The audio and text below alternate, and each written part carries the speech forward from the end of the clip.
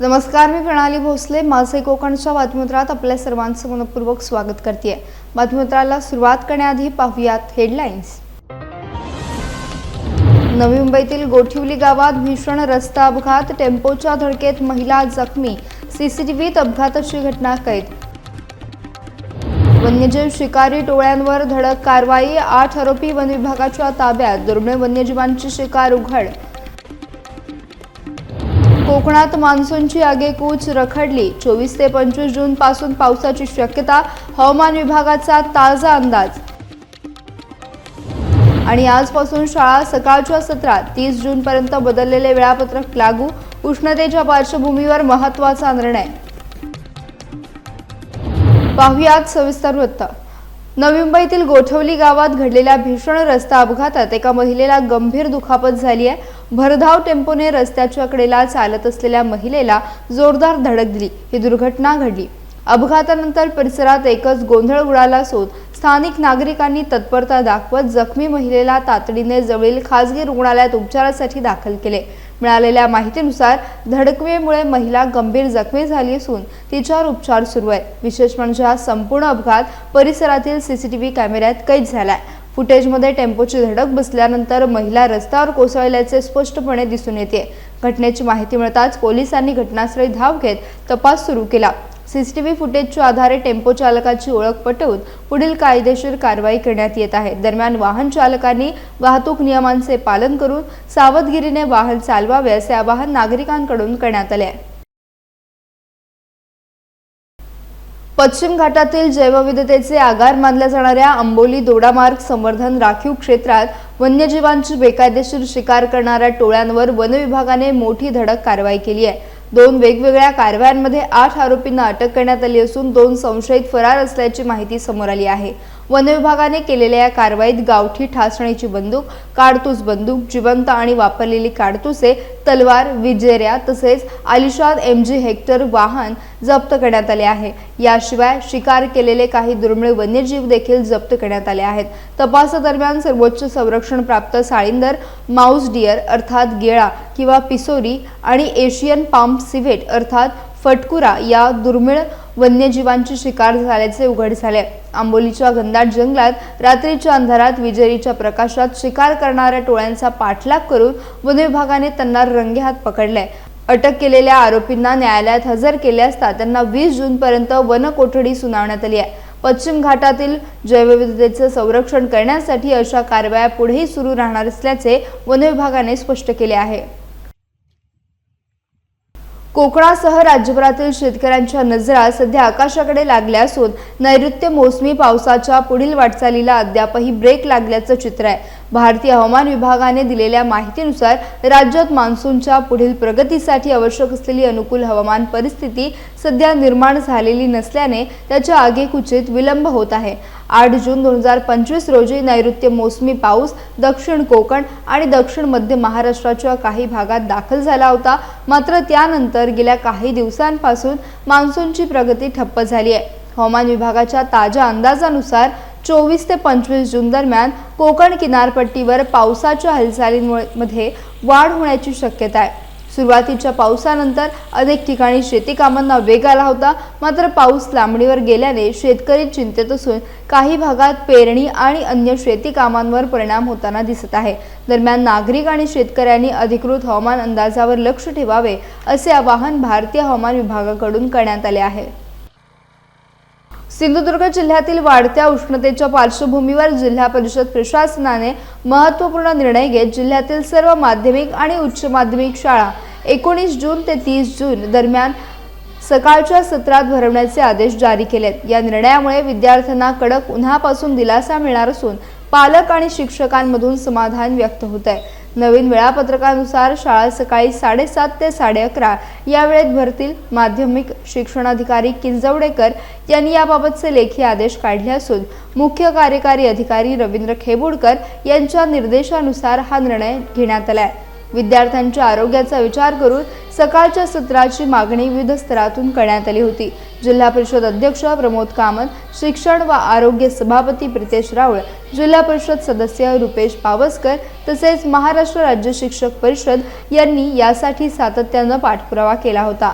दरम्यान विद्यार्थ्यांच्या हिताला प्राधान्य देणारा हा निर्णय असल्याची प्रतिक्रिया पालक, शिक्षक आणि विद्यार्थ्यांकडून व्यक्त होत असून महाराष्ट्र राज्य शिक्षक परिषदेकडून जिल्हा परिषद प्रशासनाचे आभार मानण्यात येत आहेत।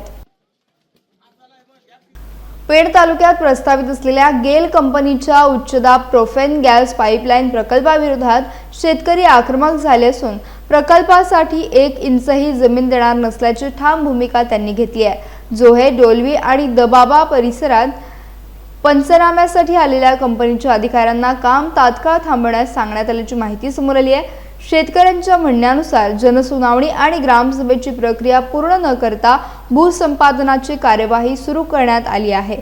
या प्रक्रियांची पूर्तता झाल्यानंतरच प्रकल्पाबाबत निर्णय घेतला जाईल असे शेतकऱ्यांनी स्पष्ट केले।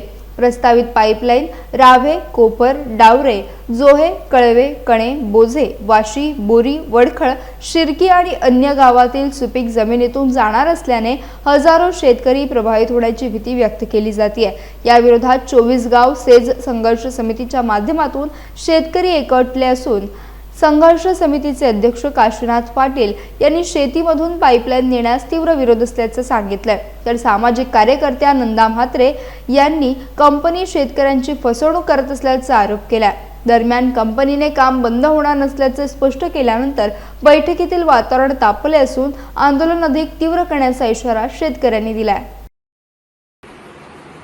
आज आमच्या डोलवे दबाबा या रेव्हेन्यू गावामध्ये संबंधित गेलचे अधिकारी पंचनामा करण्यासाठी आले होते, परंतु इथला जागृत शेतकरी सकाळपासून त्या लोकांची वाट पाहत होता। डोलव्याच्या फरावर संबंधित अधिकाऱ्यांच्या 5-6 गाड्या, पोलीस जवळजवळ 30-40 अशी फौज फाटा घेऊन संबंधित अधिकारी आल्यावर संबंधित अधिकाऱ्यांना आम्ही आमच्या शेतामध्ये तुम्ही पाऊल ठेवायचा नाही या उद्देशाने त्यांना आम्ही अडवल्यानंतर संबंधित पोलीस अधिकारी सुद्धा आमच्याकडे पाहत होते, कारण सनदशीर मार्गाने कोणत्याही प्रकारचा आरडाओरडा न करता, कोणत्याही प्रकारची दादागिरी न करता आम्ही त्या संबंधित अधिकाऱ्यांना आमच्या शेतामध्ये जाऊ दिलं नाही आणि संबंधित अधिकाऱ्यांना पंचनामा करायला लावून तो पंचनाम्याची प्रत एक आमच्याकडे घेतली आणि संबंधित शेतकऱ्यांच्या हरकती आज नोंदवल्या आहेत। रत्नागिरी जिल्ह्याच्या विकासासाठी महत्त्वाकांक्षी मानल्या जाणाऱ्या रत्नागिरी विमानतळाच्या विविध विकास कामांची पाहणी राज्याचे उद्योगमंत्री तथा रत्नागिरी जिल्ह्याचे पालकमंत्री उदय सामंत यांनी केली। यावेळी त्यांनी सुरू असलेल्या कामांचा आढावा घेत संबंधित अधिकाऱ्यांशी चर्चा केली। रत्नागिरी विमानतळ हे केवळ दळणवळणाचे साधन नसून कोकणातील पर्यटन, व्यापार आणि रोजगार निर्मितीला मोठी चालना देणारा महत्त्वाचा प्रकल्प ठरणार असल्याचा विश्वास उदय सामंत यांनी व्यक्त केला आहे। जे अपेक्षित आपल्याला विकास विमानतळाचा पाहिजे होता त्या स्टेजवर आपण आलेलो आहोत। दीपक कपूर नावाचे नवीन MD जे महाराष्ट्र विमान प्राधिकरणाला झाले ते 8 ते 15 दिवसामध्ये विमानतळाला भेट देतील आणि मला असं वाटतं की आपला स्वप्न पूर्ण होण्याचा कालावधी आता जवळ आलेला आहे। तर माझी अजून एक आपल्याला विनंती आहे, म्हणजे सगळ्याच विनंत्या तुमच्या करतो असं भाग नाही, पण आपलं विमानतळ कसं झालं आहे, आपली डेव्हलपमेंट नाही आलो, पण ते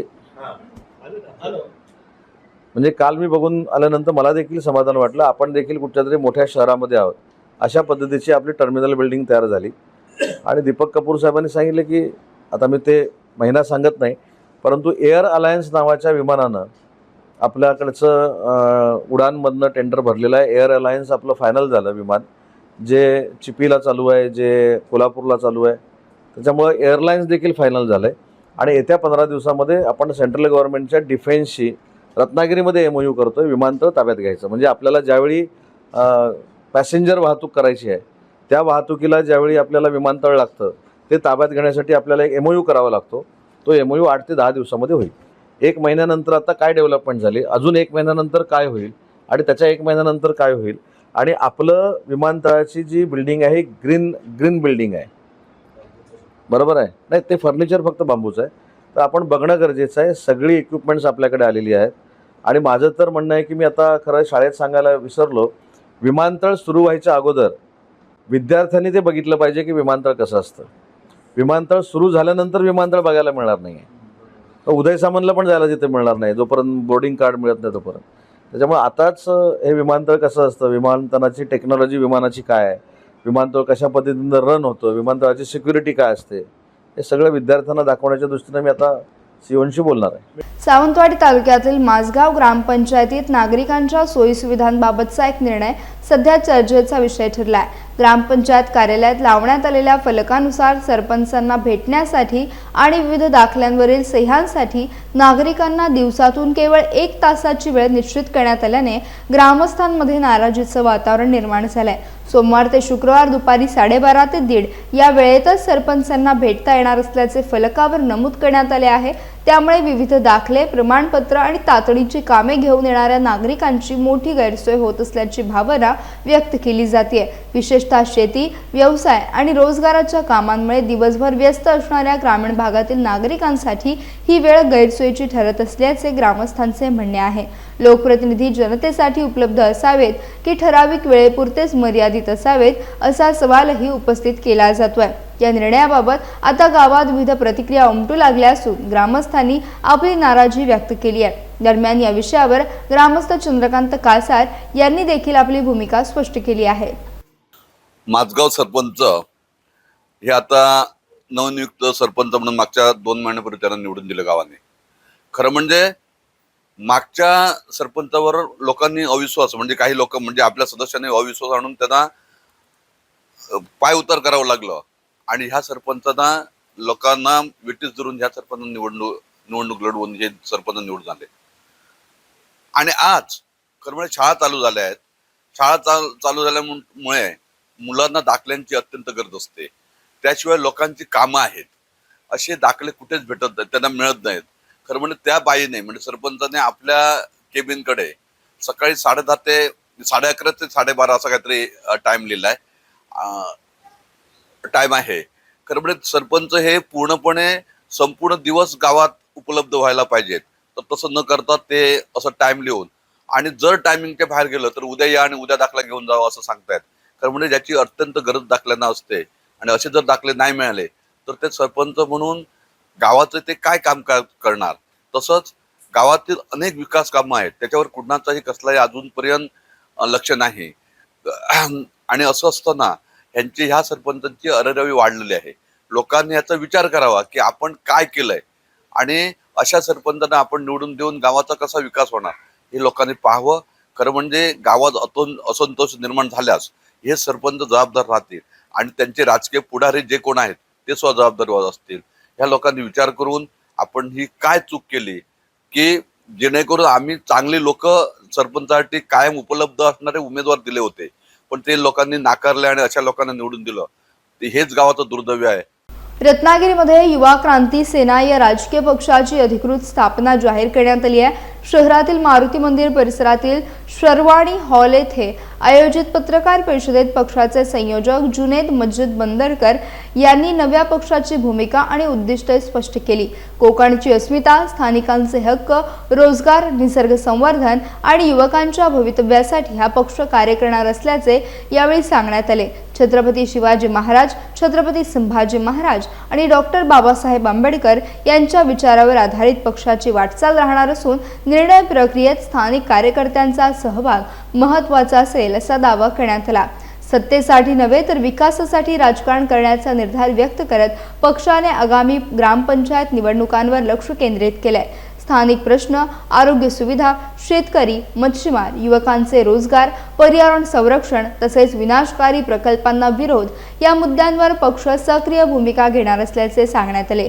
या पत्रकार परिषदेला सचिन शिंदे, शकील गवाणकर यांच्यासह पक्षाचे पदाधिकारी आणि कार्यकर्ते उपस्थित होते. कोकणातील स्थानिक प्रश्नांवर जनआंदोलन उभारण्याची घोषणा यावेळी करण्यात आली. विषय असे आहेत की आपण आजपर्यंत मी जवळजवळ 2012 पासून एका राजकीय याच्यासाठी चांगल्या पदावरती काम करत होतो तसेच बंदरकर साहेबही माझ्या वरच्या पदावरती काम करत होते. पण आम्ही बघितलं की आता तुम्हीही बघितलं असेल की ह्या 1-1.5 वर्षामध्ये आपण त्या पक्षामार्फत खूप आंदोलनं केली पण आपण त्या एकाही आंदोलनाला यश देऊ शकलो नाही. कारण का तर आम्हाला आदेश नाही आहेत, वरून आदेश येत नव्हते. त्यामुळे आम्हाला खूप अडचणी येत होत्या. मग ह्याचा सर्वांचा विचार करता आम्ही मुख्य पदाधिकारी एकत्र आलो आणि मग आम्ही विचार केला की आपण जर आदेशाचीच वाट बघत बसण्यापेक्षा आपण आपला स्वतःचाच पक्ष स्थापन केलेला चालू शकतो. मग सर्वांचं म्हणणं असं आलं की तुम्हीच नेतृत्व करा, तुम्हीच आपण सुरुवात करतो आहे. आता आपल्या युवा क्रांती सेनेला कोल्हापूरमधूनही आपल्याकडे सहकार्य करण्याच्या भावना ह्या झाल्या आहेत. जवळजवळ 8 संघटना आपल्यामध्ये मर्ज होणार आहेत. पेण, रायगड, माणगाव इकडूनही आपल्या ह्याला इच्छुक आहेत आपल्या पक्षामध्ये मर्ज होण्यासाठी संघटना. तर सुरुवात आपण आपल्या आणि एक रत्नागिरीकरांसाठी स्वतःचा पक्ष आजपर्यंत दुसऱ्या म्हणजे राज्यात जे पक्ष आहेत ते शेवटी प्रत्येकाला त्याप्रमाणे न्याय मिळेल याचे आज आम्ही हा पक्ष स्थापन करताना एक ठरवलं आहे की कोणावरती विनाकारण टीका करायची नाही आहे.